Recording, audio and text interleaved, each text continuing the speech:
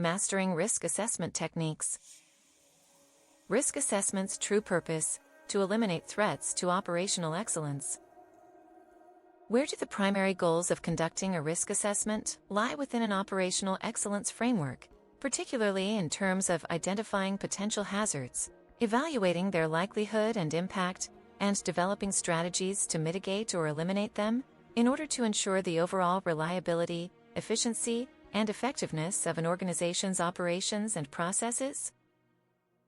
Within an operational excellence framework, the primary goals of conducting a risk assessment lie in identifying potential hazards, evaluating their likelihood and impact, and developing strategies to mitigate or eliminate them. This process is crucial in ensuring the overall reliability, efficiency, and effectiveness of an organization's operations and processes. Identifying potential hazards.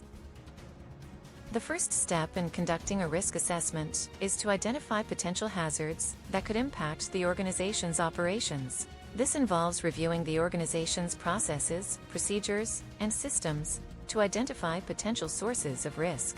Some common sources of risk include human error. Mistakes made by employees or contractors can have serious consequences, such as equipment damage or injury. Equipment failure. Equipment breakdowns can cause production delays, damage to equipment, and even injury. Supply chain disruptions. Disruptions to the supply chain can impact the organization's ability to produce products or deliver services. Cybersecurity threats. Cyber attacks can compromise sensitive data and disrupt operations. Natural disasters. Natural disasters such as hurricanes, earthquakes, and floods can damage equipment and disrupt operations. Evaluating likelihood and impact. Once potential hazards have been identified, the next step is to evaluate their likelihood and impact. This involves assessing the probability of the hazard occurring and the potential consequences if it does occur. The likelihood and impact of each hazard can be scored using a numerical rating system, such as a 1 to 5 scale, to prioritize the hazards. Developing strategies to mitigate or eliminate hazards. After evaluating the likelihood and impact of each hazard, the next step is to develop strategies to mitigate or eliminate them. This can include implementing controls, such as training employees on safe work practices and emergency procedures, conducting regular equipment maintenance and inspections, implementing backup systems and contingency plans to minimize the impact of supply chain disruptions, implementing cybersecurity measures such as firewalls, encryption, and access controls, developing emergency response plans to respond to natural disasters, implementing and monitoring controls. Once controls have been implemented, it is essential to monitor their effectiveness in mitigating or eliminating hazards. This can be done through regular audits, inspections, and reviews of incident reports. If a control is found to be ineffective, it should be modified or replaced with a more effective control. Continuous improvement. Risk assessment and mitigation is an ongoing process that requires continuous improvement.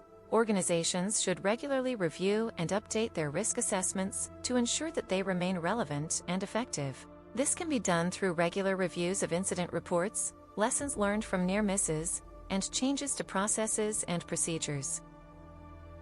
Benefits of risk assessment in operational excellence. Conducting regular risk assessments and implementing controls to mitigate or eliminate hazards can have numerous benefits for an organization, including improved safety.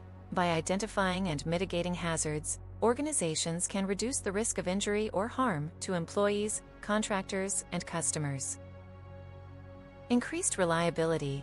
By reducing the risk of equipment failure and supply chain disruptions, organizations can improve the reliability of their operations and processes. Enhanced efficiency.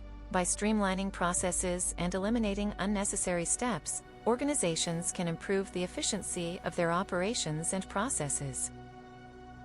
Cost savings. By reducing the risk of accidents and downtime, organizations can save money on repairs, replacements, and lost productivity. Improved compliance.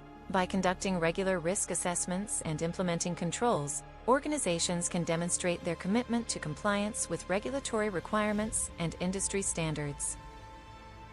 In conclusion, conducting regular risk assessments is an essential component of operational excellence. By identifying potential hazards, evaluating their likelihood and impact, and developing strategies to mitigate or eliminate them, organizations can ensure the overall reliability, efficiency, and effectiveness of their operations and processes. By implementing controls and continuously monitoring their effectiveness, organizations can reduce the risk of accidents, downtime, and non-compliance, and improve the overall performance of their operations.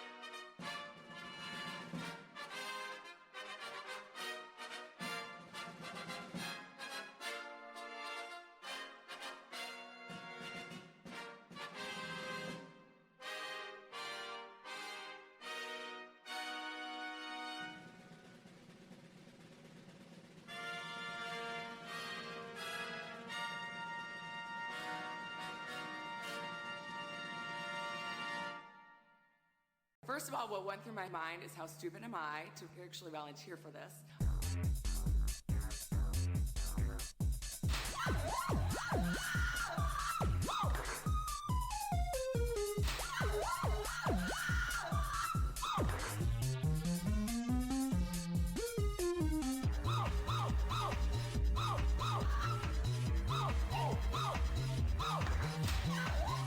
It was unbelievably painful.